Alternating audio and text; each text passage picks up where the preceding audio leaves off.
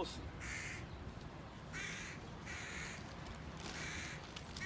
Versículo 36.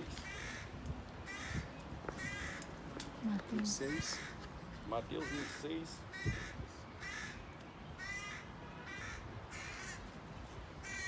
Versículo 36. Não, pode deixar. Mateus 26, 36. Os irmãos acharam? 26, 36. Então chegou Jesus com ele a um lugar chamado Getsemane e disse aos seus discípulos: assentai-vos aqui enquanto vou além orar. 37. Levou consigo Pedro e seus 2 filhos de Zebedeu e começou a ficar triste e angustiado. E angustiasse muito, né? Então disse: a minha alma está cheia de tristeza até a morte. Ficai aqui e velai comigo. 39. Indo um pouco mais adiante, prostrou-se sobre o seu rosto, orando e dizendo: meu Pai, se é possível, passa de mim esse cálice, todavia não seja como eu quero, mas como tu queres. Amém? Vamos orar então. Pastor Eduardo, ora o Senhor. Senhor, nós te louvamos, Ó te Deus, glorificamos por esse momento Ó e que Eterno estamos da num nossa local alma. tão importante, Ó Eterno da nossa porque vida. aqui, ó muito Deus, o obrigado. Senhor sofreu, o Senhor foi Ó preparado Deus para da um nossa momento alma. tão difícil. Verdade, E nós, Jesus. ó Deus, também devemos estar preparados para as Meu grandes Deus. batalhas da vida, Verdade. firmados no Senhor, crendo que o Senhor está conosco. Verdade. Abençoe o teu filho que vai ministrar a palavra, use Oh, poderosamente. aleluia. E que nós sejamos tremendamente abençoados, edificados Aleluia. na tua palavra. Meu Nós já Deus. oramos e te agradecemos em nome de Jesus. Amém. Amém. Amém. Meus irmãos, eu estava aqui sentado e passa um filme na nossa cabeça quando a gente, no meu caso, que tenho 40 anos que prego o Evangelho, vim para o Evangelho com 14 anos, e na verdade quando você chega, abre a Bíblia e prega constantemente essa mensagem do local onde ele foi preso, e a gente chega assim no lugar, e eu quero dizer aos irmãos que a minha cabeça começou até a doer de lá para cá, já sentindo a emoção de estar aqui. Aleluia. Não é? Saber que ele viveu entre os homens aqui embaixo 33 anos e meio, e qual foi o seu objetivo dele vir aqui à terra. E aqui ele diz as suas últimas palavras, na verdade, ele diz na cruz.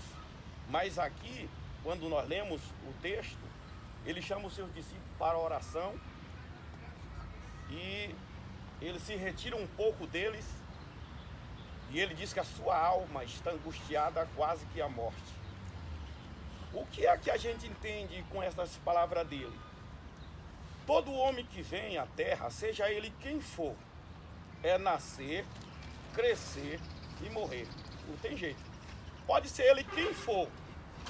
E o escritor aos Hebreus, no capítulo 10, versículo 27, 9, 27, ele diz que está ordenado ao homem a morrer uma vez, vindo depois o juízo. Isto é, todo mundo que nasce é nascer, crescer e morrer. E todos nós estamos na fila para morrer. A gente sabe disso.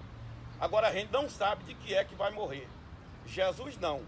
Jesus foi o único homem que veio a esta terra e sabia que uma cruz lhe esperava.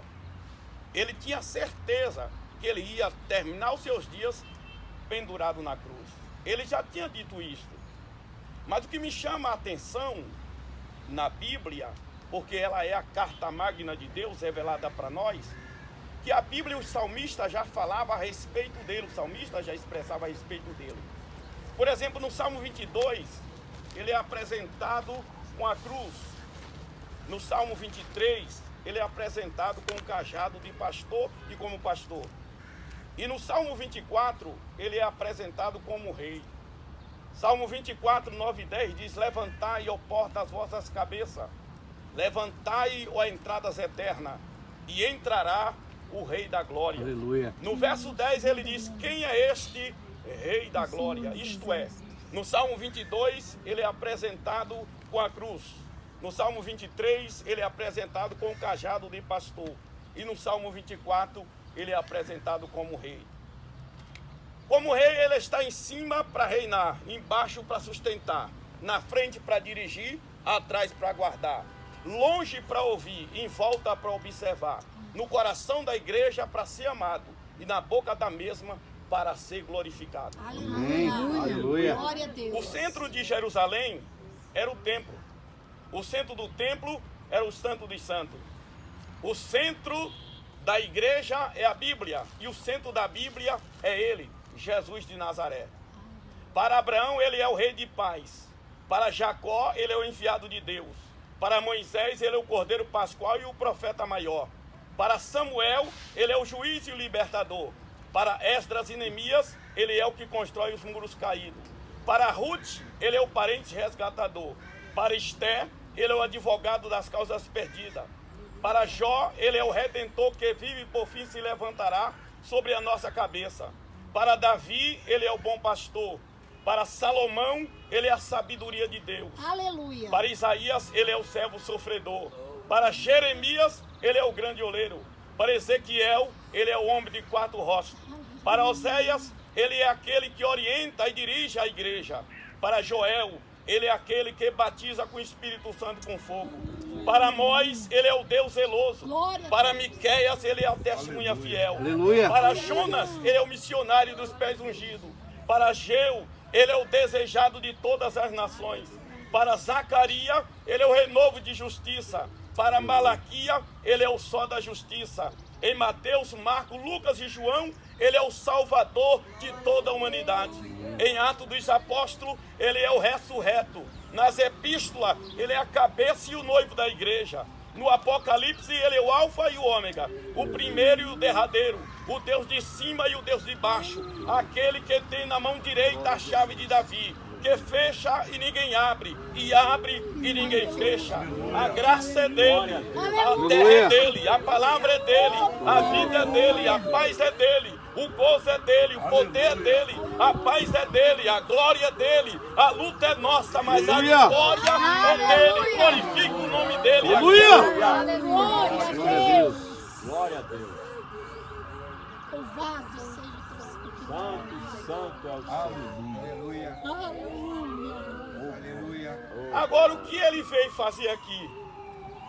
Irmãos, quando a gente lê a Bíblia, a gente percebe que Jesus não veio aqui por acaso. A Bíblia é a carta magna, como eu digo. E eu não prego porque eu acho, que eu penso, que eu imagino. E fico às vezes nervoso ver as pessoas contando somente suposições. Eu creio na Bíblia, que a Bíblia diz, eu creio. Em João 10, versículo 9, ele diz assim: convém que eu faça as obras daquele que me enviou, enquanto é dia. A noite vem, quando ninguém mais pode trabalhar. João 9, verso 4. No versículo 5 ele diz: enquanto eu estou no mundo, eu sou a luz do mundo. Em primeiro lugar, Jesus deixa o céu e vem à terra com 2 naturezas distintas, uma humana e a outra divina. Isto é, ele veio, todos os homens que vêm aqui, ele vem englobado com a natureza adâmica e pecaminosa.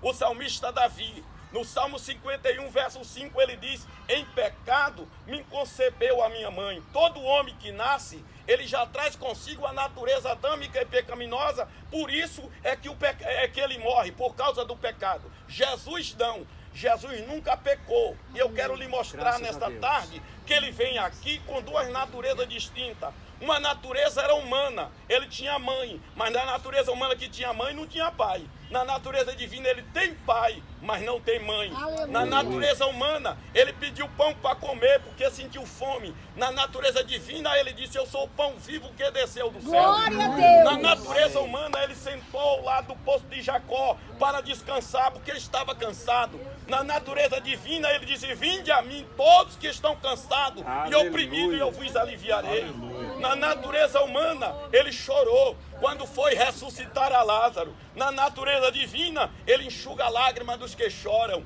Na natureza humana, ele morreu numa sexta-feira, mas no domingo de manhã, ele ressuscitou e está conosco aqui nesta tarde. O objetivo maior da vida de Cristo e eu que aos 3 meses de idade, fui entregue para minha avó. Talvez você não saiba, mas a minha avó foi uma das maiores macumbeiras que o estado da Bahia já teve. Quando eu nasci com 3 meses de idade, a minha mãe me entrega para minha avó. E a minha avó dizia que aos 14 anos eu ia ser combonde do candomblé. Exatamente com 14 anos, Jesus me salvou, me batizou com o Espírito Santo e me chamou para pregar a sua bendita e santa palavra. Então eu creio no poder da palavra de Cristo Jesus. A fé nossa não se baseia no que sente. Romanos 10:17 diz: a fé vem não pelo que sente, mas pelo que ouve. Romanos 10:17, a fé vem pelo ouvir, e ouvir a palavra de Deus. E eu quero lhe mostrar o que foi que Jesus veio fazer aqui na terra. Em primeiro lugar, ele veio aqui fazer as obras de Deus Pai. Em segundo lugar, ele veio aqui revelar a pessoa de Deus Pai. Não existe 3 deuses. Um Deus só em 3 pessoas. Pai, Filho e Espírito Santo. Se manifesta em 3 pessoas, mas uma pessoa só. Em João 1 diz: no princípio era o Verbo, e o Verbo estava com Deus, e o Verbo era Deus. No verso 14 diz: e o Verbo se fez carne e habitou entre nós, e vimos a sua glória, como a glória do Pai, cheio de graça e de verdade. Deixa eu traduzir aqui. A palavra verbo é L-O-G-O-S, palavra. No princípio era a palavra, ou seja, o verbo, a palavra. E o verbo se fez carne e habitou entre nós. Gálatas 4, verso 4. O apóstolo Paulo, revelando isto, disse: a graça de Deus se há manifestado. Tito 2:11. A graça de Deus se há manifestado, trazendo salvação a todos os homens. Em Gálatas 4:4, Paulo diz: vindo a plenitude dos homens, Deus enviou seu Filho, nascido de mulher, nascido sobre a lei. No capítulo 4, verso 5, Paulo diz: para redimir o que estavam debaixo da lei. Os judeus viviam debaixo da lei. Desde lá do princípio de Moisés, vocês conhecem, Deus dá a lei ao povo judeu. Mas a lei de Deus para o povo judeu não se resumia nos 10 mandamentos. Era 613 mandamentos. Quantos mandamentos, pastor? 613. Subdividido em lei moral, lei civil e lei cerimonial. O que era isso, pastor? A lei civil falava do direito, do dever do judeu para com o Estado. O que era a lei cerimonial? A lei moral falava do direito, do dever de um para com o outro. E o que era a lei cerimonial? Era do dever do homem para com Deus. Agora presta atenção. A lei, o maior rabino, a pessoa mais próxima de Deus, conseguiu guardar 208 mandamentos, mas era 613. Ninguém ia conseguir se salvar pelos mandamentos da lei. Mas Jesus veio e ele, como homem, cumpriu toda a lei para que eu e você esta tarde pudesse estar aqui glorificando o seu nome, porque através dele ele pode nos libertar. Foi o que Paulo disse em Romanos, no capítulo 8, verso 1. Agora, nenhuma condenação há para os que estão em Cristo Jesus. A lei que prendia, nós fomos libertos pelo sacrifício dele no Calvário. Quem não entende estas coisas, irmão, fica com o coração fechado. Mas nós entendemos que a nossa salvação custou o preço de sangue dele na cruz. Quem pode entender e glorificar a ele nesta tarde? Glória a Deus. Glória a Deus. Louvado seja. Em terceiro lugar, ele veio aqui para salvar a todos quantos se havia perdido. O apóstolo Pedro, escrevendo em Atos dos Apóstolos, no capítulo 4, verso 12, ele disse: sem nenhum outro nome há dado entre os homens pelo qual devamos ser salvos. O apóstolo Paulo, escrevendo a sua primeira carta a Timóteo, no capítulo 1, verso 15, ele disse: esta é uma palavra digna de toda aceitação, que Jesus Cristo veio ao mundo salvar os pecadores, dos quais eu sou o principal dele. Pode ser na Tailândia ou em Seul, na Coreia. Aonde tiver um homem na terra, o Salvador é Jesus Cristo, Aleluia. o Filho de Deus. Glória a Deus. Em Lucas 19, no versículo 9 e 10, ele estava chegando na casa do publicano Zaqueu e disse: hoje entrou salvação a esta casa. Pois este é filho de Abraão, porque o Filho do Homem veio buscar e salvar a todos quanto se havia perdido. Isto é, o objetivo de Jesus a esta terra foi para salvar os homens. E deixa eu dizer um negócio aos irmãos aqui, que nunca mais você vai se esquecer. A nossa passagem aqui, irmão, é muito rápida, é passageira. E a nossa vida do além reflete na vida daqui. Se você veio aqui uma vez e chegando aqui teve um encontro pessoal com ele, do outro lado você vai viver a eternidade toda com ele. Quem está entendendo esse negócio?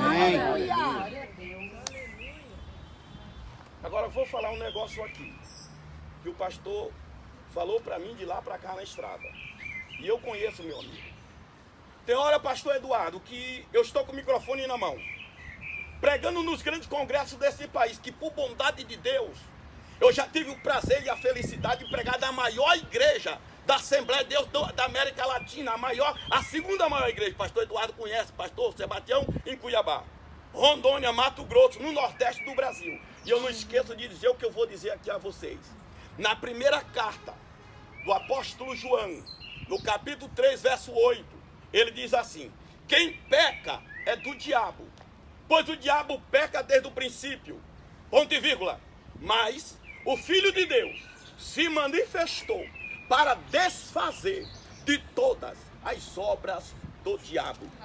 Eu não posso, mas ele pode. Eu não tenho, mas ele tem. Eu não sou, mas ele é. Ele é o Deus Todo-Poderoso. No Salmo 62, verso 11, o salmista, em uma forma de poesia, expressa dizendo assim: uma coisa, disse Deus, duas vezes a ouvir, que o poder pertence a Deus. Jesus, ensinando a oração do Pai Nosso, em Mateus 6, verso 13, ele disse assim: porque teu é o reino, o poder e a glória para sempre. Em Mateus 28, 18, ele disse assim: é-me dado todo o poder nos céus e na terra. Olha para cá, por favor. Em Lucas 24, versículo 49, ele estava indo embora para o céu. E ele deixou uma palavra tremenda para os discípulos. Em Lucas 24, 49, ele disse: ficai em Jerusalém. E eu quero terminar aqui, pastor Eduardo. Ele disse: ficai em Jerusalém, até que do alto, completa, Sejais revestido de poder. sejais Revestido de poder. sejais. Revestido de poder. Esta palavra aqui é a palavra do namis, do grego, que é uma variação de três palavras: dínamo, dinâmico e dinamite. A igreja, aqueles que aceitaram Jesus como Salvador, eles não estão sozinhos aqui, não. Tem hora que estou com o microfone, como eu ia dizendo, e parece que estou tendo um sonho de cada dificuldade que já passei. Mas eu me lembro desse texto de Lucas 24, 49, quando ele estava indo embora para o céu. Ele disse para os discípulos: ficai em Jerusalém, até que do alto sejais revestido de poder. Meus amados e queridos irmãos, uma igreja sem poder é como o céu sem estrela, é como o jardim sem flor, é como o mar sem peixe, é como uma tartaruga de perna para cima sem sair do lugar. Mas uma igreja impactada pela presença do Espírito de Deus é como um trator D8. Ou o diabo sai da frente, ou ela passa por cima dele, no nome de Jesus. Porque Jesus deu à igreja, não foi um poder qualquer. Ele deu o poder que ele recebeu da parte do Pai. E é por esse motivo, que a igreja está de pé. Em Mateus, no capítulo 16, no versículo 18, do Evangelho de Mateus, Jesus, antes de ir embora, ele disse assim: porque eu também te digo, dizendo para Pedro, que tu és Pedro, mas sobre esta pedra, completa, Edificarei a minha igreja. E as portas dela não prevalecerão contra ela. Mas na nossa Bíblia está inferno, as portas do inferno. Não é? Não está assim na nossa Bíblia, Mateus 16, 18? Eu também te digo que tu és Pedro, E sobre esta pedra e as portas não prevalecerão contra ela. Numa Bíblia com a linguagem mais próxima do original, diz as portas da morte. Já leram essa versão, em uma versão? A porta da morte. Isto é, nem a morte pode deter um crente fiel. Como é isso, pastor? Vou explicar esse negócio. Uma pessoa que aceitou a Cristo como Salvador, ele não tem o medo mais da morte. É verdade. A morte não pode detê-la. Um crente que tem a convicção em Cristo, quando ele morre, a morte para ele é como um cavalo de raça. Ele monta nela e diz, anda depressa, porque eu quero encontrar com o meu Senhor. Aleluia. Aleluia. Glória a Deus. Glória a Deus. Pastor, me explica isto. Fácil. Vou lhe provar na Bíblia. Paulo estava para morrer, preso em Roma. E ele escreve as suas últimas palavras para Timóteo. No capítulo 4, versos 6 a 8, ele diz assim, eu estou sendo oferecido como sacrifício de libação. E o tempo da minha partida está próxima. Combati o bom combate. Acabei a carreira, mas guardei a fé. Agora está me reservado a coroa da justiça que o justo juiz me dará. Não só a mim, mas a todos quanto... Completa. Amarem a sua vida. Amarem A sua vida. a sua vinda. Deixa eu dizer uma coisa para vocês. O arrebatamento não é para todo mundo. Não senhor, não senhora. O arrebatamento é para quem ama a vinda de Jesus. Outro fato interessante é que Lucas escreve no capítulo 18, verso 8, as palavras de Jesus. Jesus diz, quando o Filho do Homem, porém, vier, achará fé na terra? Efésios capítulo 2, verso 8, o apóstolo Paulo, falando exatamente da mesma coisa, ele diz, pela graça sois salvos, mediante A fé. mediante A fé. a fé. Então quem vai nos levar daqui para o céu é que o crente que está em Cristo, a sua fé, porque a fé faz ver o invisível, crê no incrível e recebe o impossível. Quem vai nos transportar daqui para o outro lado é a nossa fé. E esta fé é produzida em nós pela palavra de Deus. Por isso que Romanos, no capítulo 10, verso 17, Paulo diz, a fé vem pelo ouvir e ouvir a palavra. Isto é, o crente que tem a sua convicção, a sua fé no arrebatamento da igreja, ele está com os pés aqui, mas a cabeça dele... Aleluia. Aleluia. Glória a Deus. Aleluia. Ele está com os pés aqui, mas a cabeça está pensando no céu. Aleluia. Está Glória a pensando no Deus. céu, irmão. Nós não viemos aqui, eu, por exemplo, que dei uma vida tão corrida, eu não vim aqui para passear. E eu vou, pastor Eduardo está ali que me acompanha, eu acho de todos vocês, que mais me conhece aqui é ele. Irmão, eu não vou vir de lá do Brasil para vir passear aqui, de maneira nenhuma. Eu vim aqui para aprender e sair daqui impactado com a presença do Cristo ressuscitado. Amém. Eu estou orando, pastor Eduardo, quando eu coloquei a minha mão lá no monte, no Muro das Lamentações, eu falei, não sei para qual foi a irmã. Eu senti como que eu entrasse dentro de uma fornalha. E eu senti o calor das pontas dos meus dedos lá dos pés. E começou a vir para cá, irmão, e daqui a pouco me encobriu como que eu estivesse dentro de uma fornalha. Eu quero dizer a você que o Cristo ressuscitado continua em nosso meio, bendito seja Aleluia. Ele para sempre. Glória a Deus. Glória a Deus. A presença dele é real aqui. Aleluia. Eu não sei se você, irmão, está sentindo o que eu estou sentindo aqui, mas a presença dele é real. Eu não sou crente porque A ou B ou C é, não. Eu lembro agora que tinha um macumbeiro muito respeitado na Bahia, por nome Valdec, que ele levitava no ar. E quando ele soube que eu com 14 para 15 anos tinha encontrado Jesus, tinha aceitado Jesus como meu salvador, ele, rapaz, você é neto de Etelvino Amorim. Você e a sua família sabe onde as cobras faz ninho, dizia ele. A sua família sabe onde as cobras faz ninho. Eu disse para ele, seu branco, eu encontrei um Cristo mais forte, um Deus mais forte do que eu adorava, a minha família adorava. Ele disse, quem? Eu digo, Jesus de Nazaré. E eu amei, ao abraçar, aceitar Jesus, eu abracei e amei. E eu digo sempre por onde passo, que a minha convicção no arrebatamento não é para depois da manhã. Eu creio nele que ele pode voltar para buscar a igreja ainda hoje. Aleluia. Aleluia. A presença dele é real.